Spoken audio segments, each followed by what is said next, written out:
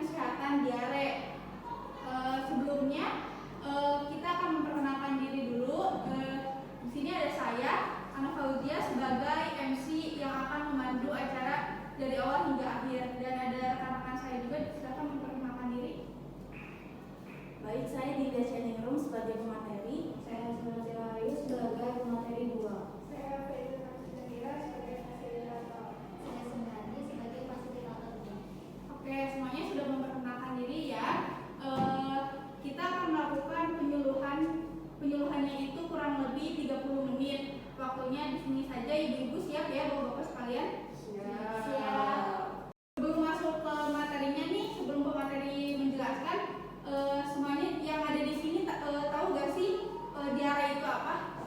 Ada yang bilang berak-berak ya, terus apalagi ayo ada yang ini cair ya, encer ya, BAB-nya encer. Terus ayo ada mencret ya. Oke, udah pada tahu semua ya, hampir pada tahu. Tapi nanti pemateri akan menjelaskan lebih detailnya ya. Kepada pemateri dipersilakan. Baik, ibu-ibu, bapak dan kakak adik sekalian, di sini kami sebelumnya ingin memaparkan, kan tadi dijelaskan oleh Esi, yaitu pendidikan kesehatan pada diare. Nah, sebelumnya di sini saya ingin menanyakan dulu ya tentang keluarganya ya. Sebelumnya di sini kepala keluarganya siapa? Bapaknya ya? Oke, bapaknya. Ibunya bekerja sebagai apa, Bu? Kalau boleh kalian. Kalau bapaknya? Oh, pegawai pabrik. Oke, baik. Di rumah ini tinggal berapa orang, Bu? Anaknya 4. Oh, anaknya 4 sama ibu bapak, berarti 6 ya? Oke, untuk anak pertama usianya berapa? Berapa deh? 22. Untuk anak kedua? 20. Untuk anak ketiga? 18. Dan untuk anak keempat? 10. Oke, 10 tahun ya, baik. Di sini kakak ingin menjelaskan dulu kan tentang apa itu diare. Sebelumnya tadi udah dijelaskan sama MC apa itu diare. Tadi ada yang jawab mencret-mencret, terus ada berak-berak, terus ada BAB-nya cair. Itu semua benar ya. Sebenarnya kalau kita tahu juga kalau dari diare itu kan cairannya pupnya itu atau tinjanya itu cair ya. Nah, di sini mau kakak jelasin. Jadi diare sendiri pada dasarnya adalah frekuensi buang air besar yang lebih sering dari biasanya dengan konsistensi yang lebih encer, dan bila buang air besar lebih dari 3 kali atau buang air besar berair tetapi tidak berdarah dalam waktu 24 jam. Jadi diarenya itu tuh berlangsung sering. Jadi misalnya ke kamar mandinya tuh lebih dari 3 kali, misal sekali udah, 2 kali udah, 3 kali udah, misalnya sampai ke 4 kali itu udah lebih parah, bisa dibawa ke rumah sakit ya. Oke, boleh next. Oke, di sini ada yang tahu nggak tanda gejalanya apa aja kalau buat diare? Sakit perut. Ya, betul. Terus apa lagi? Ayo, kakak ada apa? Lemas ya, boleh. Terus? Boleh. Oke. Oke nih, udah terlihat kan gambarnya di sini ada yang umum dan spesifikasi. Jadi kalau dari umum sendiri itu ada BAB cair frekuensinya lebih dari 3 kali. Jadi ya udah kakak kasih tahu tadi, BAB-nya sering itu cair, jadi nggak ada seratnya. Terus yang kedua ada muntah. Jadi misalnya sering muntah, kan muntahnya air atau ya ada seratnya gitu. Terus yang ketiga ada demam. Misalnya demamnya itu di atas 38 derajat. Jadi itu udah termasuk demam tinggi. Selanjutnya di sini ada dehidrasi seperti mata cekung, kulit kering, kelelahan dan pusing. Benar tadi udah dijawab, itu ada kelelahan karena kekurangan cairan, ya kan? Nah, karena sering BAB, BB-nya cair, jadi tubuh kita tuh kekurangan cairan, jadi menyebabkan dehidrasi. Nah, di sini ada spesifikasinya, yang lebih utamanya gitu, yang lebih beratnya yaitu diare hebat, warna tinjanya seperti cucian beras dan berbau amis. Jadi itu kalau bisa dicontohkan encer seperti apa ya, lem gitu, lem cair tapi cair banget. Jadi itu isinya cuma air doang gitu, dan itu berbau amis. Dan itu biasanya gejala juga ada sakit perut, demam, dan sering kelelahan. Terus ada tinja, berlendir dan berdarah. Jadi dari keluar punya itu kadang nggak cuma keluar BAB cair, tapi ada darahnya. Jadi itu udah masuk ke spesifikasi kalau udah seperti itu lebih baik dibawa ke rumah sakit. Karena untuk diteliti dulu atau diperiksa dulu, dikaji dulu apa yang terjadi sebenarnya ya. Jadi mungkin nggak cuma diare, bisa saja seperti ambeien seperti itu kan. Jadi bisa diperiksakan. Oke, selanjutnya. Selanjutnya akan kakak berikan ke pemateri Bu. Di sini apa saja penyebab diare? Kira-kira ibu-ibu, adik-adik, bapak-bapak sini pada tahu nggak apa aja sih penyebab dari diare? Makan sembarangan. Iya, bisa juga. Iya benar. Sebelum terus nih mereka nih. Nanti aja. Oke, benar ya. Coba kita lihat. Oke, yang pertama ini adalah faktor penyebab utama virus, bakteri, parasit. Contohnya misalkan makanan yang tidak ditutupin, terus beli makanan di pinggir jalan, nggak hygiene, terus habis itu misalnya di rumah tiba-tiba itu nempel, itu juga menjadi faktor penyebab adanya virus bakteri itu masuk nih, kita makan ke mulut, saluran pencernaan dan timbul reaksi sakit perut, bisa juga diare. Kemudian yang kedua ini intoleran makanan. Di sini intoleran makanan itu contohnya seperti misalkan dia tidak bisa mencerna laktosa gitu. Laktosa itu adalah kayak gula alami yang dari susu. Biasanya itu yang terjadi pada anak bayi. Terus contoh berikutnya itu ada alergi makanan. Misalnya ibu-ibu atau adik-adik di sini misalnya mempunyai alergi, pasti responnya itu pasti ada sebagian kayak diare, sakit perut. Kemudian di sini yang ketiga ada kondisi pencernaan kronis. Di kondisi pencernaan kronis ini contohnya seperti misalkan adik-adik, ibu-ibu di sini mengalami penyakit kronis. Penyakitnya apa aja sih? Kayak adanya iritasi pada usus, terus mempunyai penyakit kayak seseorang menderita penyakit kanker di saluran pencernaannya. Itu menjadi faktor penyebab juga. Nah, yang terakhir di sini faktor lingkungan. Di faktor lingkungan ini yang kita tahu itu yang pertama contohnya yang tadi sudah dibilangin, air dan makanan yang terkontaminasi, yang nggak bersih, nggak higienis, terus kita minum menyebabkan sakit perut, diare. Kemudian yang kedua ini faktor lingkungannya itu karena bencana alam. Pasti kita tahu di Jakarta banyak mengalami bencana alam seperti banjir, terus kekeringan. Nah itu kan sulit untuk mendapatkan ketersediaan air bersih. Nah sehingga membuat diare itu sehingga menyebabkan diare. Terus kayak misalkan banjir kan gak cuma menyerang gangguan kulit aja kan, tapi bisa juga saluran pencernaan, muntah, demam, diare seperti itu. Nah faktor lingkungan yang ketiga itu seperti kurangnya personal hygiene. Personal hygiene di sini kebersihan diri, kurangnya kebersihan diri seseorang. Misalkan di sini mungkin keluarga ada yang malas atau mager mandi, contohnya seperti itu. Oke, next. Nah di sini bagaimana penanganan dan cara cegah diare? Kira-kira ibu-ibu, bapak-bapak, dan adik-adik sekalian tahu nggak penanganan dan cara cegah diare itu seperti apa aja? Minum obat. Ya sebenarnya minum obat, terus hidup bersih, terus cuci tangan, Mencuci makanan. Oke. Jadi yang di sini pertama adalah jaga asupan cairan. Jaga asupan cairan di sini itu setelah kita terkena misalkan diare. Nah untuk keluarga di sini bila ada yang terkena diare, penanganan pertama adalah jaga asupan cairan. Memperbanyak asupan cairan seperti minum air putih. Karena kan diare kan karakteristiknya kan buang air besar lebih dari 3 kali yang akan menimbulkan dehidrasi. Maka dari itu dianjurkan untuk menjaga asupan cairan.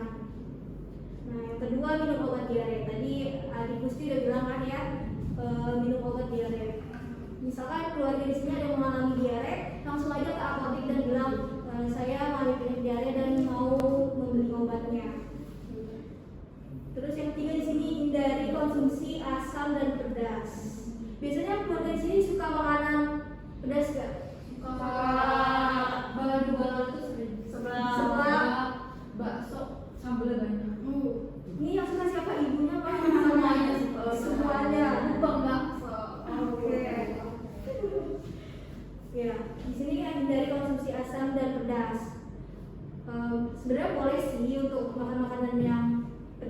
tapi jangan terlalu sering, secukupnya aja. Kalau bisa levelnya 1 aja, jangan sampai 8. Terus juga kurangi asupan minuman yang asam, terus makanan yang asam seperti itu ya. Kemudian yang keempat di sini, lakukan perilaku hidup bersih dan sehat PHBS. Ada yang tahu gak sih contoh dari PHBS apa aja?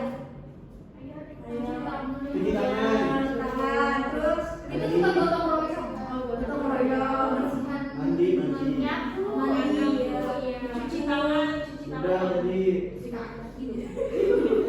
tangan, cuci kaki, tidur. Ada lagi nggak? Udah.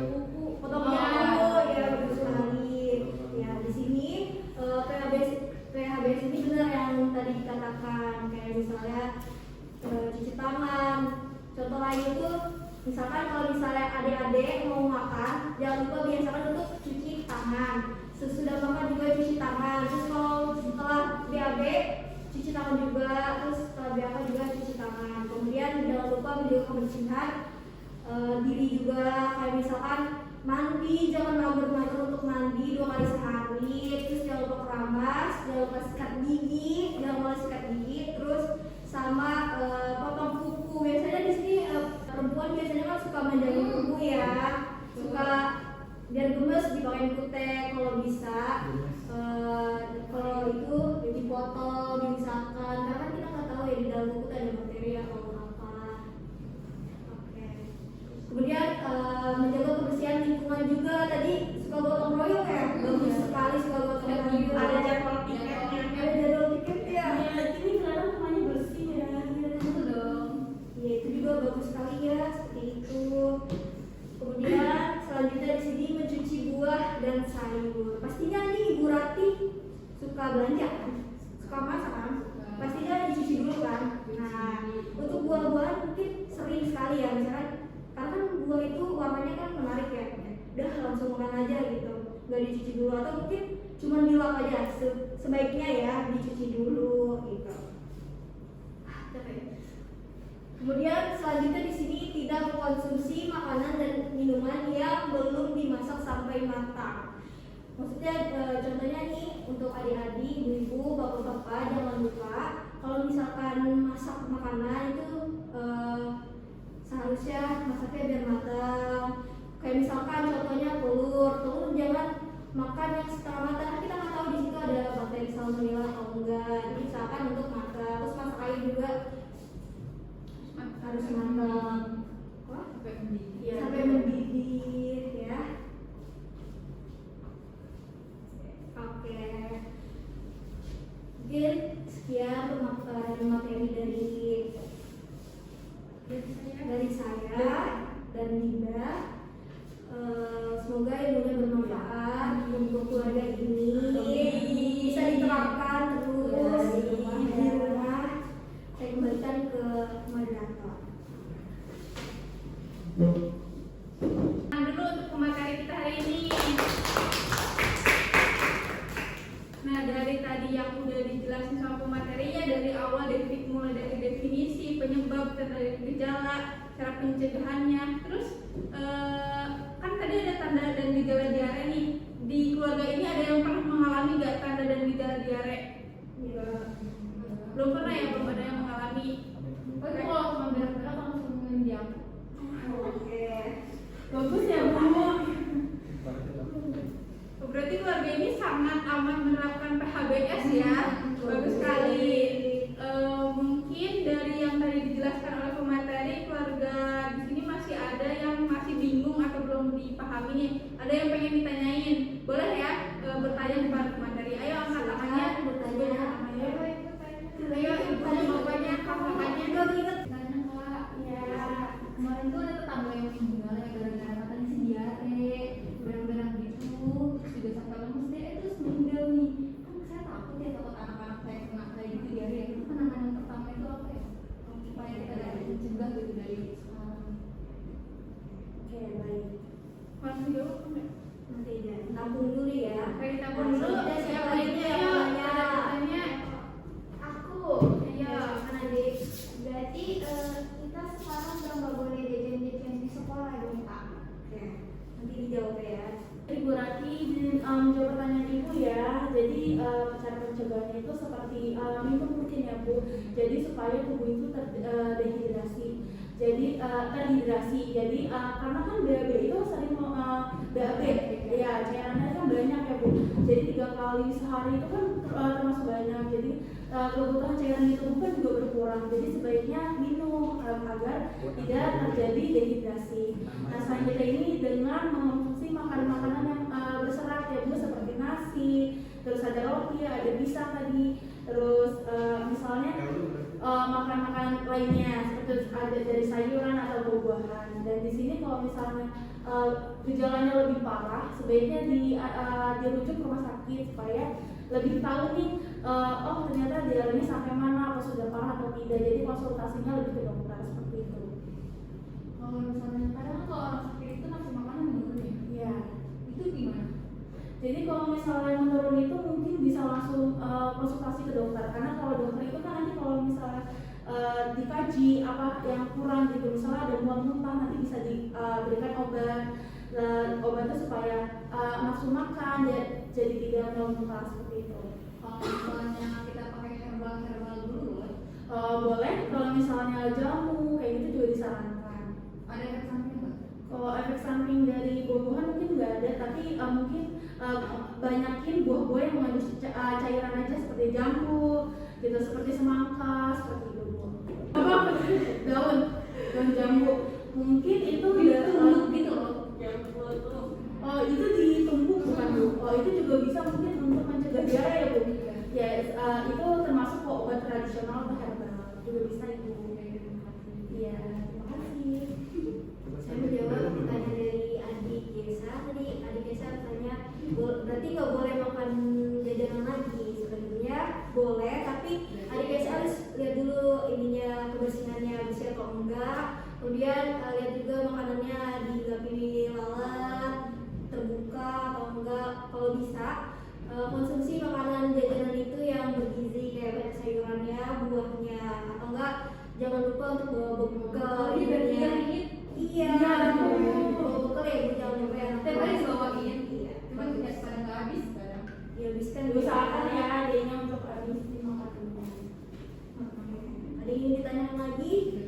Sudah Cukup. cukup. Oke. Ya, karena pertanyaannya sudah terjawab, tidak ada yang ingin ditanyakan lagi, saya kembalikan ke moderator.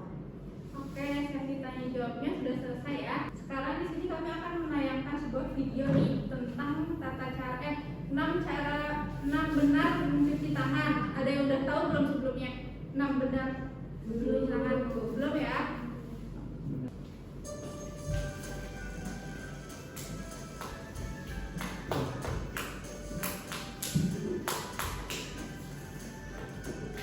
Gosok telapak tangan, punggung tangannya juga masuk ke sela-sela. Dua tangan mengunci jempol kanan dan kiri, unjukkan jari-jari. Bilas, bilas, bebas dari bakteri. Gosok telapak tangan, punggung tangannya juga masuk ke sela-sela. Dua tangan mengunci jempol kanan dan kiri, unjukkan jari-jari. Bilas, bilas, bebas dari bakteri. Oke, tepuk tangan dulu. Nah, barusan kan udah nonton videonya nih. Aku mau minta 2 orang atau 1 orang buat maju ke depan praktekin yang ada di video tadi. Ayo siapa? Ibunya? Anaknya apa ya? Ayo kakaknya, kakak sama adiknya yuk. Ayo Pak. Adik.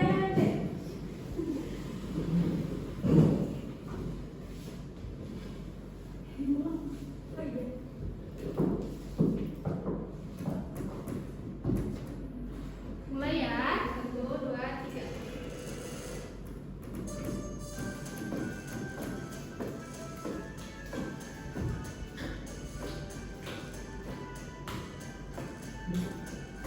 Gosok telapak tangan, punggung tangannya juga masuk ke sela-sela. Dua tangan mengunci jempol kanan dan kiri,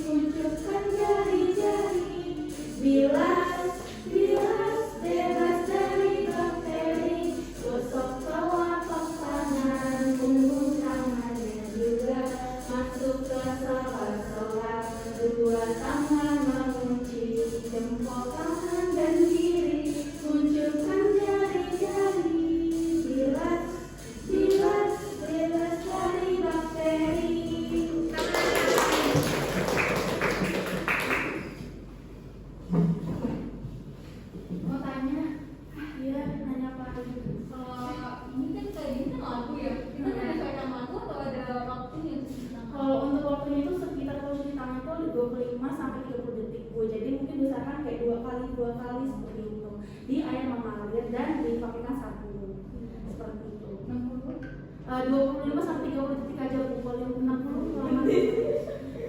Berarti kalau 30 berarti satu gerakannya 5 lah ya. Yang boleh 5 terserah ibu, kalau mau lebih juga nggak Sesuai masalah. mood aja. Iya. Berarti nggak boleh gini-gini. Iya, kalau misalnya ibu buru-buru sebentar juga nggak apa-apa, yang penting caranya benar gitu. Jangan lupa pakai Kalau pakai sabun. hand scrub sama hand wash. Kalau yang karena mungkin sekitar 20 sampai 25 detik seperti itu.